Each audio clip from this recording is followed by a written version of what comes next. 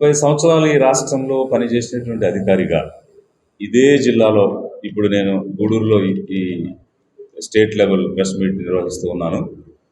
ఇదే జిల్లాలో లక్షల మంది నిరుపేదల కుటుంబాలకి 1,60,000 నిరుపేద కుటుంబాలకి ఇదే గూడూరులో 5 రకాల వస్తువులు తెప్పించి ప్రతి నెల 5వ తేదీ ఆసరా అనేటువంటి కార్యక్రమం ద్వారా ఆకలి తీర్చినటువంటి పరిస్థితి ఉంది.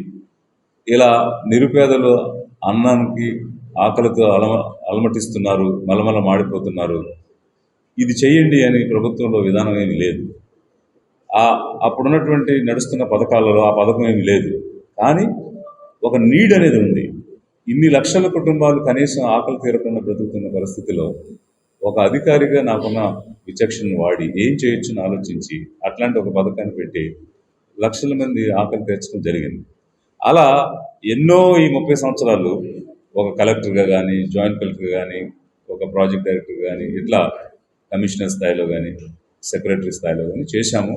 అది ప్రజల్లో ఉంది, ఈ జిల్లాలో కూడా ఉంది.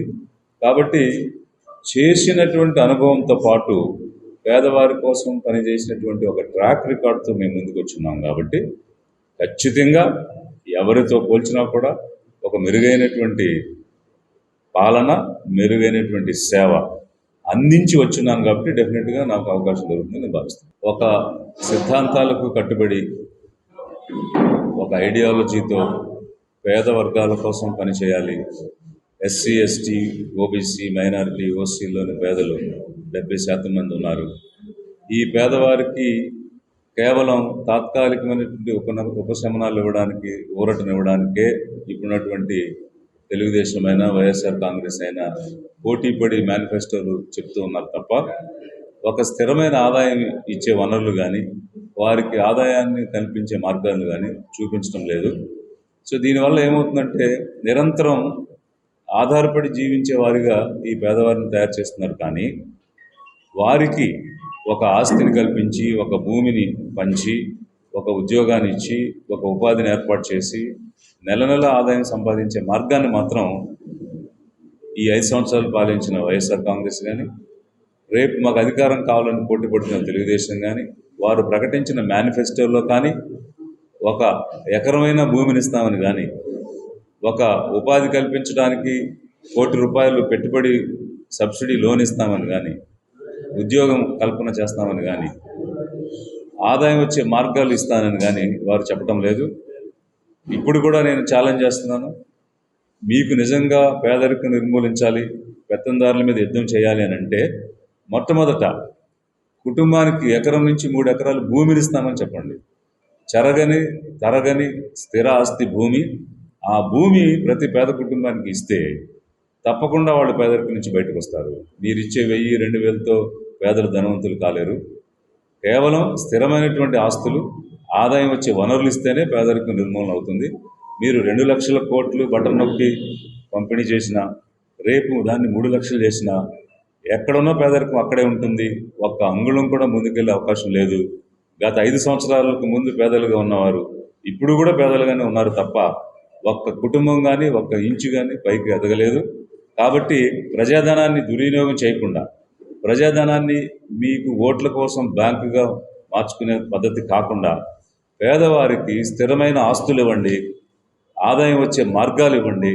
అవి మీ మేనిఫెస్టోలో పెట్టండి. నిజంగా మీకు చిత్తశుద్ధి ఉండి పేదలని పేదరికం నుంచి నిర్మూలించాలి, పేదరికం నుంచి విముక్తిపరచాలి అనేటువంటి చిత్తశుద్ధి ఉండి పెత్తందారుల మీద మీరు యుద్ధం చేసేవారే అయితే మీరు నిరూపించుకోండి. వారికి ఆస్తులు ఇచ్చి, ఆదాయ మార్గాలు ఇచ్చి మేము పైకి తీసుకొస్తామని చెప్పండి. అంతేగాని ప్రజలు కడుతున్న ట్యాక్స్లన్నీ, ప్రజాధనాన్ని మీకు నచ్చినట్టుగా పంపిణీ చేసి ఓటు బ్యాంకుగా మార్చుకుని రేపు రాబోయే 5 సంవత్సరాలకి దారులు ఎట్లా ఏర్పాటు చేసుకోవాలని అంటే అది తాత్కాలికంగా నడుస్తుందేమో కానీ శాశ్వత ప్రాతిపదికన నిలబడదు. ఖచ్చితంగా అది పేక మేడలా కూలిపోతుంది. విజయపదం అనేటువంటి ఒక యాత్ర చేసి ఆ యాత్రలో వచ్చినటువంటి అంశాలన్నిటినీ కూడా ఒక డిక్లరేషన్గా తీసుకురావడం జరిగింది. ఇప్పుడు అది మీకు ఇస్తున్నాను. దానిలో ప్రధానమైనటువంటివి 3 సెంట్లు ఇంటి స్థలం ఇచ్చి 6 లక్షల రూపాయలతో 2 బెడ్రూమ్స్ ఉన్నటువంటి ఇల్లు నిర్మించాలనేటువంటిది మొట్టమొదట ప్రాథమిక అవసరాలైన కూడు, గూడు, బట్ట అన్న అంశాల్లో ప్రతి కుటుంబానికి గూడు కల్పించాలి. అందుకు కనీసంగా 3 సెంట్ల స్థలం ఇచ్చి 6 లక్షల రూపాయలు పూర్తిగా ప్రభుత్వం వెచ్చించి 2 బెడ్రూమ్స్ ఉన్నటువంటి ఇల్లు ప్రతి పేద కుటుంబానికి నిర్మించాలి, పెళ్ళైన ప్రతి జంటకి. అది మొట్టమొదటిది. అలాగే పేదలకి ఎకరం నుంచి 3 ఎకరాల భూమిని పంపిణీ చేయాలి, లేకపోతే కొనుగోలు చేసి శాచ్యురేషన్ విధానంలో ఎస్సీ ఎస్టీలకు, అలాగే బీసీ మైనారిటీ ఓసీలో ఉన్నటువంటి పేదలకు వారు చేపట్టబోయేటువంటి వృత్తిని బట్టి, వ్యాపకాన్ని బట్టి, భూమి అయితే భూమి, వ్యాపారం అయితే వ్యాపారానికి కావాల్సిన పెట్టుబడి నిధులు ఇవ్వాలనేటువంటిది రెండవది ముఖ్యమైనటువంటిది. ఈ విధంగా యువతకు సొంత వ్యాపారాలు చేసుకునే వారికి 10 లక్షల నుంచి 50 లక్షలు సబ్సిడీ రుణాలు, స్టార్టప్ కంపెనీలు పెట్టే వాళ్ళకి ₹1 కోటి నుంచి 10 కోట్లు పెట్టుబడి నిధులు ప్రభుత్వం ద్వారా ఏర్పాటు చేయించడం అనేటువంటిది యూత్ కోసం. దాంతోపాటు యూపీఎస్సి ఏ విధంగా అయితే ఒక రిక్రూట్మెంట్ నోటిఫికేషన్ ఇచ్చినప్పుడు 12 నెలల్లో అంటే సంవత్సర కాలంలో పూర్తి చేస్తుందో, అలా మన దగ్గర ఉన్నటువంటి లక్షలాది ఖాళీలు ఉన్నాయి ఇప్పుడు మన ఆంధ్రప్రదేశ్ గవర్నమెంట్లో.